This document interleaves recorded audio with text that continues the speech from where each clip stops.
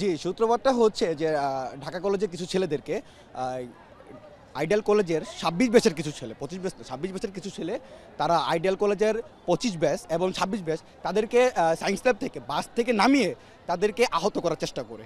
আর ২ জনের অবস্থা খুবই খারাপ, তারা মেডিকেলে আছে, একজন আছে আইডিয়াল কলেজের সামনে একটা মেডিকেল আছে ওইখানে আছে। আর আর বেশিরভাগগুলো সকালে ১১টার দিকে আইডিয়াল কলেজের প্রায় ২৬ জনের মতো ৩০ থেকে ২৬ জনের মতো ছুরি এবং বিভিন্ন আঘাত করার জন্য বিভিন্ন জিনিসপত্র নিয়ে তারা ঢাকা কলেজের সামনে আছে অপোজিট সাইডে।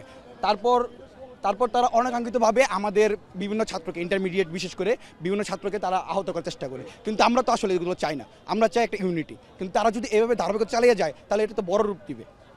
এখানে মূলত হয়েছিল আমাদের আজকে নবীনবরণ অনুষ্ঠান ছিল, আমরা নবীনবরণ অনুষ্ঠানই করতেছি, কিন্তু হঠাৎ করে আমরা শুনি যে আমাদের ইন্টারমিডিয়েট ফার্স্ট ইয়ারের একজন ছেলে বা আমাদের বন্ধুকে ওইখানে নিয়ে পিটানো শুরু করেছে। কেন এটার কোনো কারণ এখনও পাওয়া যায়নি। হঠাৎ করে নাকি আমাদের বন্ধুদেরকে পেটানো শুরু করেছে, ও অনেক আহত হয়েছে, ও এখন হাসপাতালে আছে। তারপরে আমরা গেলাম সব মেটানোর জন্য, কিন্তু ওরা তো মানতে ছিল না। তারপরে আমরা তো এখানে এখন আসলাম, এসে বিভিন্ন এখন আমরা এখানে সুরক্ষিত আছি বর্তমানে। কিন্তু যে যারা এখান থেকে গেছে, যারা এখান থেকে তাদের বাড়ির উদ্দেশ্যে রওনা দিচ্ছে, তাদেরকে বাস থেকে নামিয়ে পেটানো হচ্ছে। কিন্তু ঢাকা কলেজ তো এটা চায় না, ঢাকা কলেজ চায় মেটানোর জন্য। ঢাকা কলেজ যেখানে ঝামেলা আছে সেখান থেকে সরে যেতে চায় স্বাভাবিকভাবে। ঢাকা কলেজ চায় সব ঝামেলা মেটানোর জন্য। আমি নিজে প্রায় 8 থেকে 10 জনকে আমি অ্যাডমিট করে দিয়ে আসছি, ওরা ইমার্জেন্সিতে আছে পপুলারে, এবং আমি 2 জনকে ঢাকা মেডিকেল পাঠানো হয়েছে। ওরা অতিরিক্ত গুরুতর আহত, ওদের মাথার ভিতরে অনেক ক্ষত হয়ে গেছে, যার কারণে এখানে ওরা ট্রিটমেন্ট করতে পারে নাই, সেহেতু ওদেরকে ঢাকা মেডিকেলে পাঠানো হয়েছে। এবং অলরেডি এখনও লেগুনাতে করে, সিএনজিতে করে, রিক্সাতে করে আমাদের অনেক ছাত্রদেরকে পপুলার ইমার্জেন্সিতে ভর্তি করা হইতেছে। এবং ওরা আমাদের কিছু কিছু ছাত্রদেরকে বাস থেকে নামায়ও মারতেছে। কিছু কিছু ছাত্র ধানমন্ডি, জিগাতলা, যাদের বাসা ওইদিকে রামপুরা, অলরেডি আমাদের কিছু কিছু ছোটো ভাইদেরকে আটকে রাখছে এবং তাদের অনেক ব্লিডিং হইতেছে। এবং ওরা করতেছে যে যদি কেউ দুই একজন আলাদা হতে যায়, সেই ক্ষেত্রে আরও অবস্থা খারাপ হয়ে যেতেছে। ওরা চাইছে যেভাবে হোক আমাদের ঢাকা কলেজের অস্তিত্বকে বিলীন করতে, কিন্তু কেউ আজ পর্যন্ত ঢাকা কলেজের অস্তিত্বকে বিলীন করতে পারে নাই। এবং ভবিষ্যতে কেউ যদি আসে, আমরা সকল রকম প্রস্তুতি নিয়ে আমরা ঢাকা কলেজকে প্রতিহত করব, যে কোনো আন্দোলনে ইনশাল্লাহ। ওরা আবার গেছে, ওরা যা লোক গোছে আবার আসার পর সেনাবাহিনীর লোক ছিল, তাদের সামনে আমাদের গেট ভাঙছে কলেজের, ওই যে বড় যে গেট ভেঙে তাদের সামনে নিয়ে গেছে। তখন সেনাবাহিনীর লোক একটা কেউ কিছু বললো না। ছোট সাধারণ ইস্যু নেই, এটা কেন হয়েছে বা কি কারণে হয়েছে তা আমরা তখন জানতাম না, আমরা সবাই বলে। আর এটা একটা যা দেখছি এটা একটা ছোট একটা ইস্যুটা যে এত বড় কোনো কিছু না, যে ডিরেক্টলি আর্মির সামনে এসে যে একটা অ্যাটাক করে দিয়ে যাবে। আমি তো এই কলেজের না, বাট আমি এখানে ছিলাম দেখে আমি যে বলতেছি, আমি এখান থেকে জাস্ট খালি বাস থেকে নামার পরে দেখছি কি সবাই খালি লাঠি নিয়ে যে যেরকম ভাবে পারতেছে খালি দৌড়ায় ওদের ক্যাম্পাসের গেটের মধ্যে ঢেলে যাচ্ছে।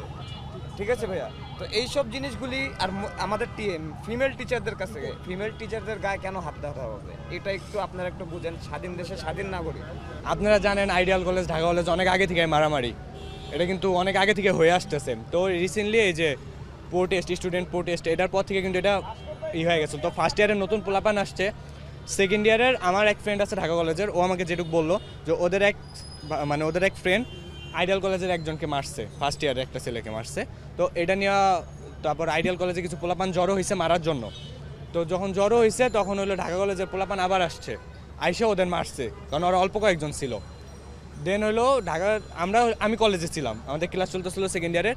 তো অনেক চিল্লাচিল্লি, নিচে সবাই দৌড়াই যাইতেছে, ঢাকা কলেজে পোলাপান আমাদের গেটের সামনে আমাদের গেট ধাক্কাইতেছে, লাথাইতেছে, ইট ফিকা লাগতেছে, কলেজের গ্লাস ভাঙতেছে বাইরে থেকে, ইট দিয়া ফিকা। দেন ওখানে আমার কিছু ফ্রেন্ডরা যারা আগে দৌড়াই গেছে, ওদের কয়েকজনের মাথায় ইট লাগছে, 2-3 জনের মাথা ফাটছে। ওদের ল্যাবেটে নিয়ে আসা হয়েছে, ওদের ল্যাবেটে চিকিৎসা হবে না, ওদের প্রাথমিক যে চিকিৎসা ওদের ঢাকা মেডিকেলে না, ল্যাবে তারা চিকিৎসা করবে না। তাদের একটা সিলাইটা বলে ইমার্জেন্সি, আমরা কিছু করতে পারবো না। একটা সিলাই কি ল্যাবের হাসপাতাল দিতে পারে না?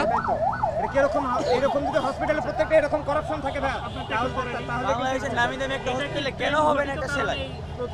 না, ওই যে আপনার ওইটা তো আইডিয়াল কলেজে কিছু ছিল না। আপনারা এর আগে যে ঘটনাটা ঘটছিল, বিজ্ঞান কলেজ, আইডিয়াল কলেজ, আর কোন আইডিয়াল না, বিজ্ঞান, রোফ আর নূর, ওইটা আলাদা, ওইটা আইডিয়াল কলেজের কিছু ছিল না। এটা হলো ওই যে সেকেন্ড ইয়ারে একজন ফার্স্ট ইয়ারে মারছে, ঢাকা কলেজের একজন আমাদের ফার্স্ট ইয়ার একজনে মারছে, এরপর থেকেই শুরু হয়েছে একটা থাবুর মারা। তারা যা করছে তারা আমাদের কম কিছু করে না, আমাদের 3-4টা ফ্রেন্ডের মাথা ফাটাই দিয়েছে, রক্ত পড়তেছে, তারা কি কম কিছু করছে আমাদের সাথে?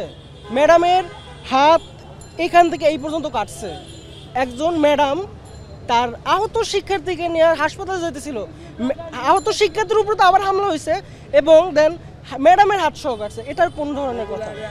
তারপরে হাসপাতালের ভিতরে ছিল, সেখান থেকে বের করে তারপর মারছে, তাহলে এটা কোন ধরনের কথা? এটা কোন ধরনের হলো ইনসাফ হলো? এই বিষয়টা আমি তাদের কাছে জানতে চাই। এই যে এতদিন এই কিছুদিন আগে যে এত বড় ঝামেলা হলো, তারপরে তো আমরা সকল এক ছিলাম, তাহলে হঠাৎ করে এই ঝামেলাটা হওয়ার মানেটা কি? এটা হলো যে কিছু থার্ড পার্টিও হতে পারে বা তাদের পার্সোনাল ঝামেলা, যেটা এখন এত বড় আকারে ধারণ করছে। এছাড়া আমি আর এটা কোনো ভিত্তি দেখতেছি না, যেটা সবার মধ্যে ছড়াই গেছে।